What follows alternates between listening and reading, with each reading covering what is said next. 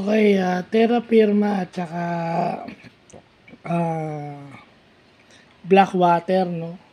Yung first game ngayong araw. So, makikita natin na kung, eto para sa akin lang kung paano sinira ng Golden State Warriors at ng yung reality ng basketball.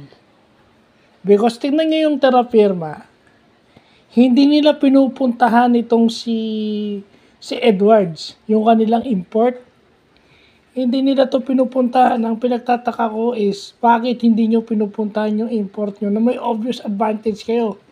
The only player ng Terra Firma na nakaka-recognize to na sinabi rin ni Jot Sulit kay Coach Ryan Gregorio kung pinanood nyo yung game, is itong si Kevin Ferrer. Siya lang yung nakaka-realize nung distinct advantage na puntahan nyo yung import nyo sa do.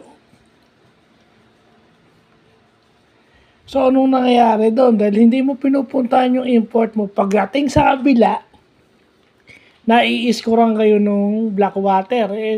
Knowing that medyo lamang, may ceiling ng konti yung Blackwater, ito yung teams na may kulang lang may kulang lang itong mga team na to. Itong Blackwater, kulang lang to sa malaki.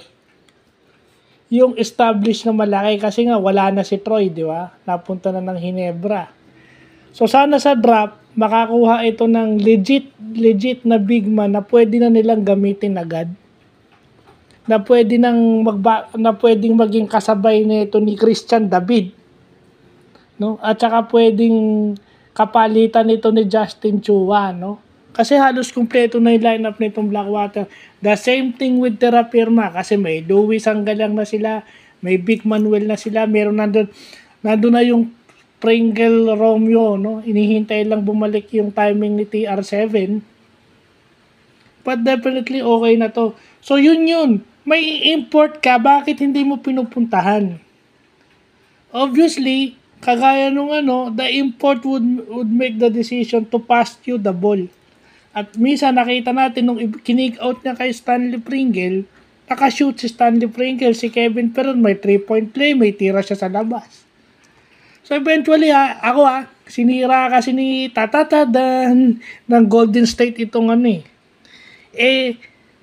buti kung meron dito sa Pilipinas kasing galing ni Steph Curry wala namang ganun dito Wala namang ganun sa PBA at kahit sa MPBL Walang ganun dito. So kung may Steph Curry kayo, sige pwede dito wala So kasi ang basketball, it's predicated on high percentage shot. Siguro last option na yung outside shot kasi pag crowded na yung loob, kailangan kang tumira. Tingnan mo yung si Louis Sanggalang, dapat pag-cut niya, pag-whip niya, pag-curl niya, pag-cut niya, dapat yun, mid-range jump shot yun, hindi mo na kailangan jump stop. Pag jump stop ka pa, tinuloy mo, sasalubungin ka ng ilang depensa. Kasi drive ka natural papauling ka na or susupalpaling ka na. Kung jump shot ka na agad once you cut. Di ba? Parang Kevin Durant, MJ, Kobe, nag-curl ka. Di ba? Pag kumat ka sa free throw line extended sa may elbow, jump shot na yun.